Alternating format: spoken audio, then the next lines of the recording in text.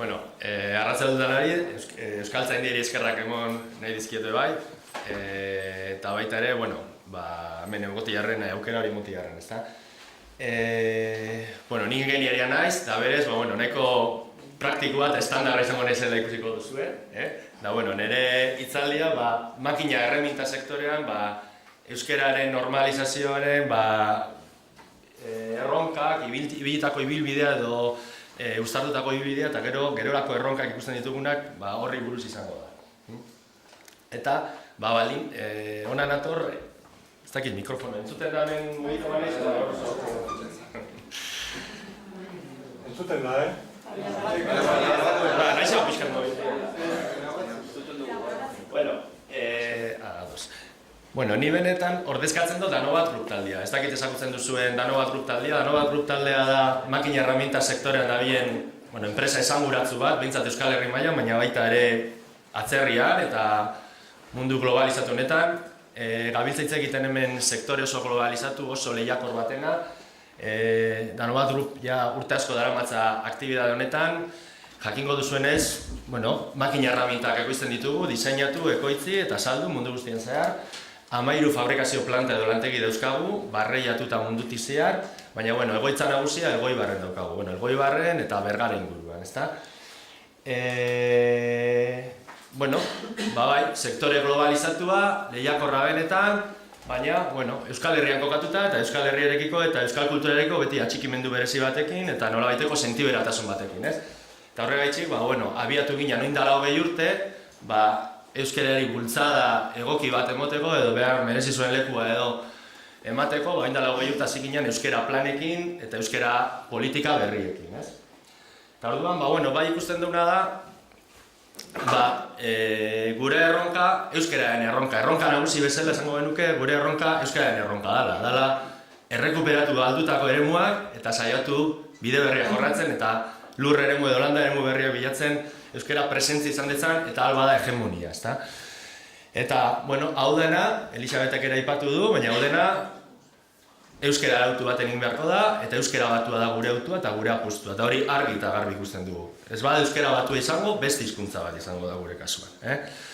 Orduan, oso argi daukagu erabaki hori. Eta, esan beharra daukaguna da, asko daukagula ondiokan egiteko, nahiz eta bide poli bat jorratu dugun eta iriki dugun, ezta? Baina, 20 urteko ibilbide bat, baina ondiokan urrun ikusten dugu erabateko normalizazioa.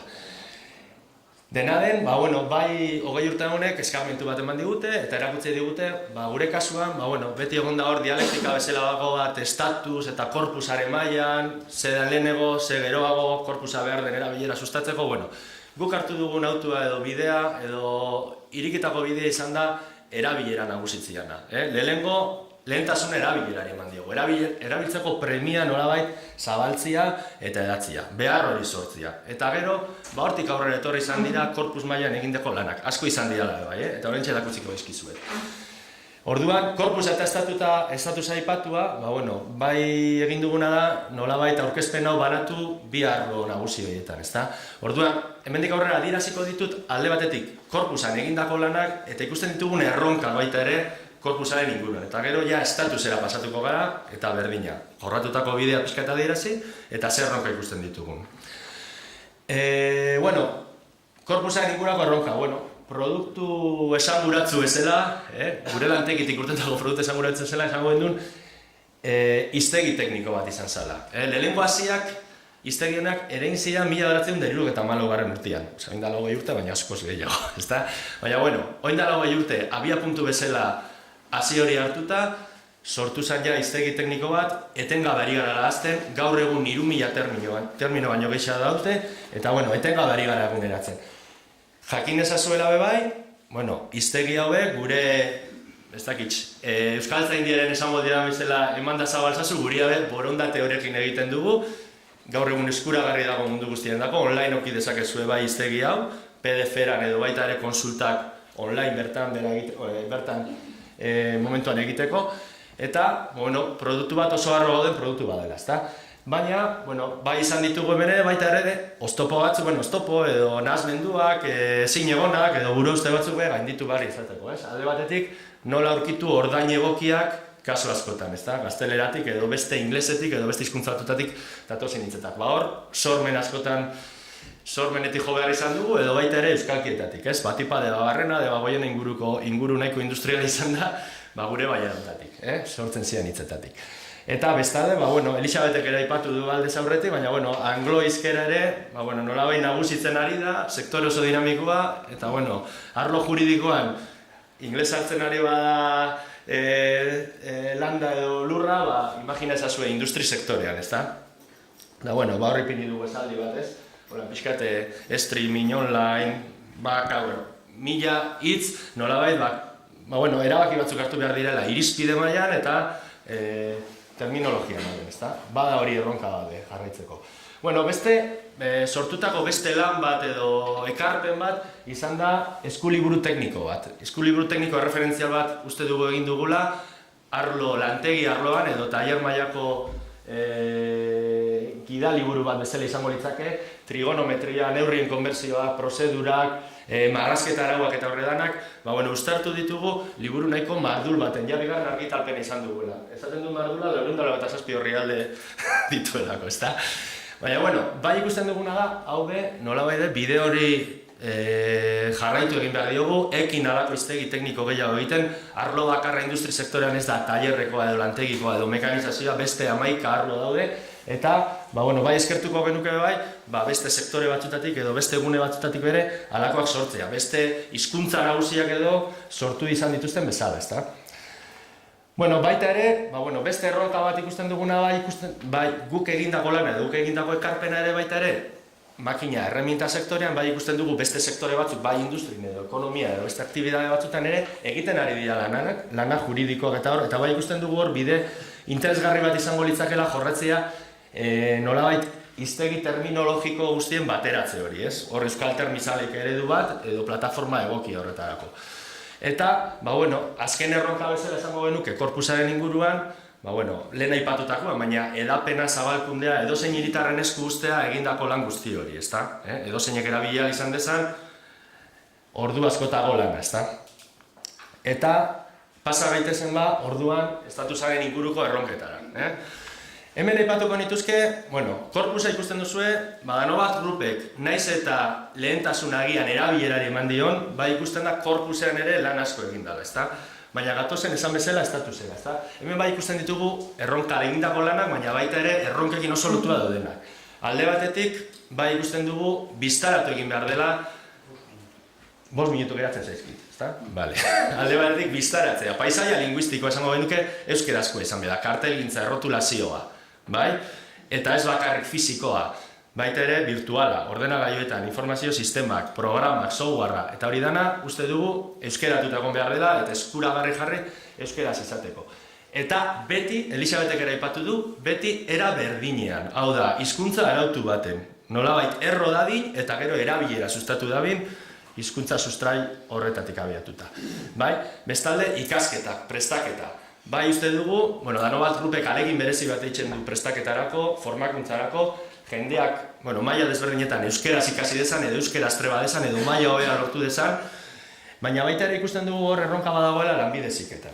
Gu asko elikatzen gara lanbide heziketako ikasleetatik, etorkizuneko profesionalak izango delako makina erremintan, eta gaur egun oraindik ikusten dugu A eredua dela nagusi zentzu hortan. Orduan, hezkuntza sistemari ere deialdia.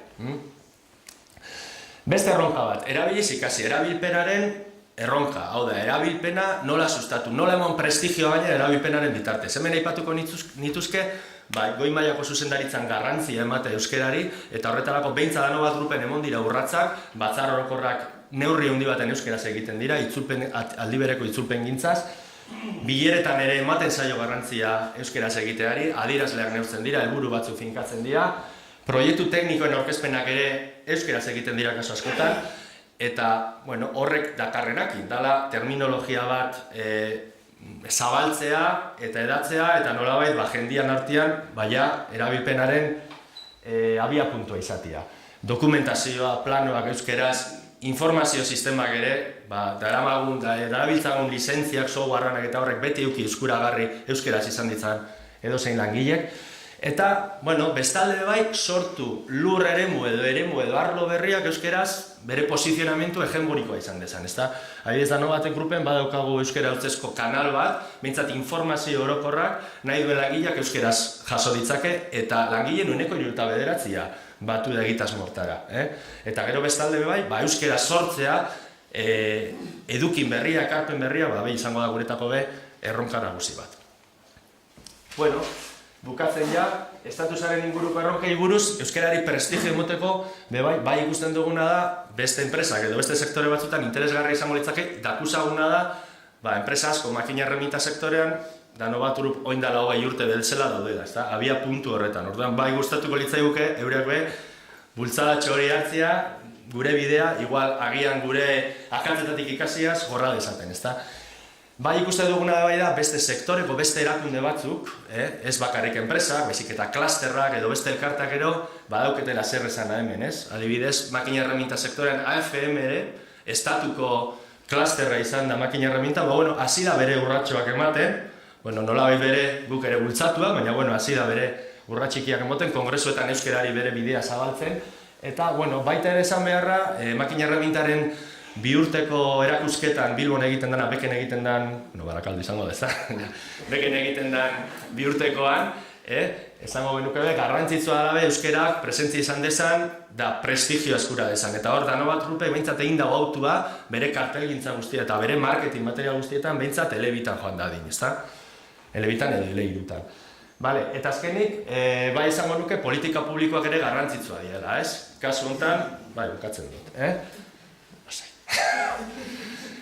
Administrazioen ardura ere, uste du garrantzitsua dela, jarraitu beharreko bultzada bat, hor badauzkagu ziurtagiriak, horrai bi aipatzearren bai euskarari eta bikain ziurtagiria, Danobat Group badabil bikain ziurtagiriak eskuratzen bere kooperatiba desberdinetan, eta pentsatzen dugu bai dela era bat, nolabaiteko prestigio bat emateko, eta bai eskatzen diegu erakunde publikoeri jarrai ditzaten halako egitasmoak bultzatzen eta sustatzen, ezta?